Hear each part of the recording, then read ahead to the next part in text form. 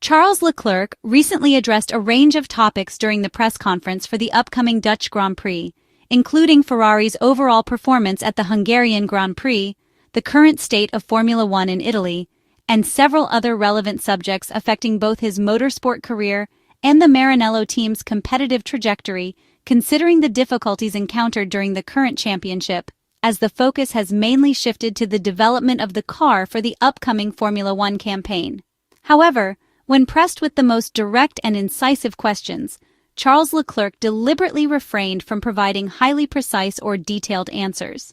This approach reflects a communication strategy carefully adopted by the Italian team, which consistently prefers to focus public attention on the future rather than disclosing the intricate and sometimes sensitive details of issues that occurred in the past. Ferrari's handling of public relations has been notoriously cautious in recent years, particularly when discussing technical matters that could be easily misinterpreted or sensationalized in the Italian and international media.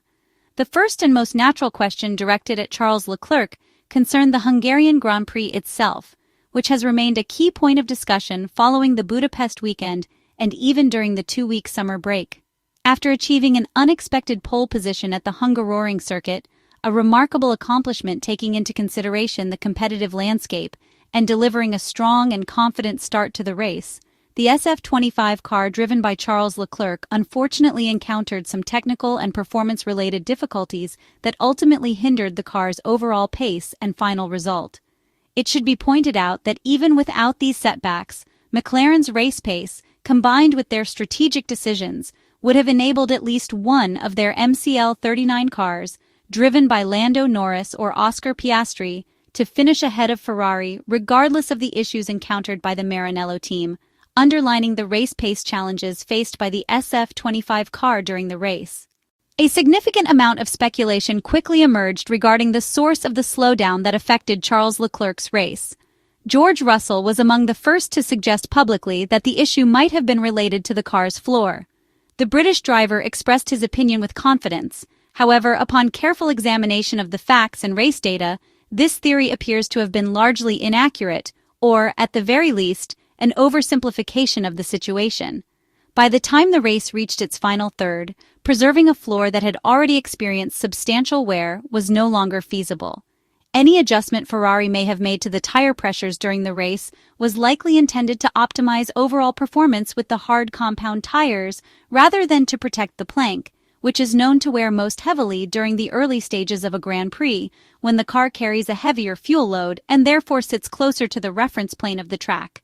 If Ferrari indeed decided to adjust the PSI of the Pirelli tires, the primary goal was to achieve better efficiency and performance from the hard tire compounds, which can behave differently depending on the temperature and track conditions. This strategy appeared to work to some extent, as the SF25 usually requires at least 4 to 5 laps to stabilize the temperature of the hard Pirelli tires, specifically those identified with the white sidewall markings. In Hungary, this expected stabilization did not occur, suggesting that the tire pressures and setup adjustments were achieving their intended effect. While there were discussions and rumors concerning the chassis, a review of team radio communications revealed that additional factors may have influenced Ferrari's performance, including fuel consumption management, an area where the Ferrari car has been carrying slightly less fuel in recent races, and the broader administration of the power unit, which must balance speed with reliability over the course of a demanding Grand Prix. Charles Leclerc chose not to provide detailed explanations about these challenges, in line with Ferrari's strategic approach to media communications. He simply stated no comment, while emphasizing that the situation was far more complicated than George Russell had implied in his post-race analysis.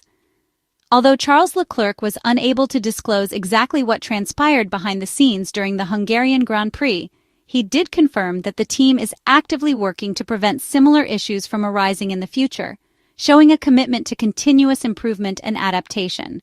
From a technical standpoint, the problems that hindered Ferrari in Hungary appear to involve a combination of factors, including setup choices, tire management strategy, and engine administration. These multiple interrelated issues collectively contributed to slowing the car, resulting in a performance that was below expectations given the strong qualifying position achieved by Charles Leclerc. When analyzed carefully, this evidence rules out more speculative theories about excessive floor wear, which had circulated in some media outlets. Logic and data analysis of the race weekend indicate that floor wear was not the primary cause of Ferrari's challenges in Budapest. Charles Leclerc is fully aware that he missed one of his greatest opportunities to secure a victory in the 2025 Formula One season. Securing pole position in Hungary, on a circuit widely regarded as one of the most difficult tracks for overtaking, represented a significant chance for the Monegasque driver to capitalize on his speed and racecraft. He acknowledged this opportunity with some regret, noting that the circumstances of the weekend ultimately prevented him from converting his excellent starting position into a race win.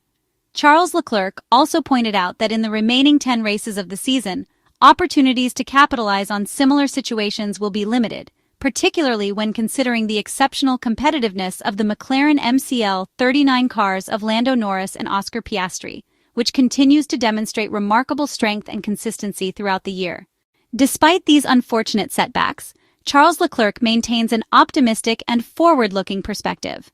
Rather than dwelling on probabilities or speculative what-if scenarios, the Monegasque driver prefers to focus on tangible objectives, including maximizing the performance of his SF25 and collaborating effectively with his Ferrari team to ensure they are in the best possible position to challenge Woking-based McLaren, which is currently one of the strongest teams on the grid.